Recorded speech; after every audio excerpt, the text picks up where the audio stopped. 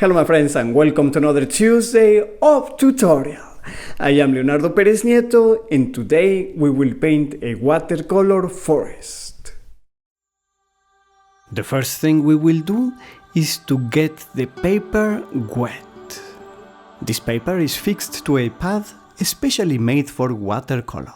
If you are using a loose watercolor sheet, you should tape it all around to a board so that it doesn't get too wrinkled with the water. Once it is all nicely wet, we will begin with the lightest color of this painting, in this case a yellow, which will indicate a glare of the sun in the background. Then the next lightest color is a light blue that will be in the atmosphere. But with a tissue paper, I will pick up some of it, because I want some small lighter areas that will be illuminated by the sun coming through the foliage of the trees. This will be a forest slightly with a fantasy feel. We can start adding some trees and the ground. But I will not make the ground solid because, as I told you, I want some light to show through. The paper is dry now. I will get it all wet again to give a layer of soft foliage. Since the watercolor paint is transparent, we should begin with the lightest colors and then add darker and darker ones, because we cannot add a light color on a dark one. Okay, good, it is all wet now, so it is ready to add these leaves I was talking about. Let's add them in different sizes and intensities. Remember that when the watercolor dries, it turns a little bit lighter. Except for the yellow that we added at the beginning, everything else is going to be in blues, to give this a bit unreal fantasy feel that I am looking for.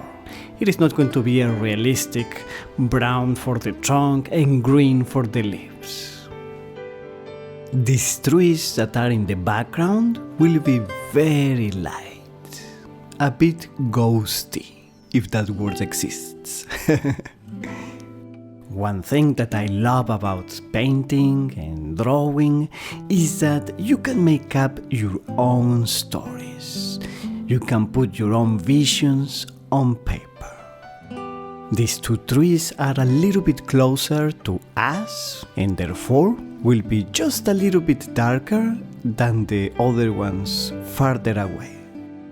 And I get the paper wet again, this time just to even it out. Sometimes the paint gets thicker or darker at the edges of what you painted, and we can even the paint out with that. Now that it is dry again, let's paint a closer tree, much darker. When we paint the branches, we can leave some spaces blank in between to then paint some leaves there. And I'll spatter a little bit of paint like this, hitting one brush with the other one. Alright, we can lift any unwanted ones with the tissue paper, and now with a very old and worn out brush that I found in my studio, let's paint the rest of the foliage.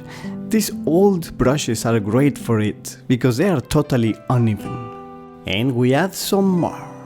Good. Now the tree that will be the closest to us. Right here. And it will be, of course, bigger and darker. I'll draw the branches first, and then the leaves, with our ancient brush. Let's draw the shadow of the trees, since the light is coming from the background. This one more over here, actually.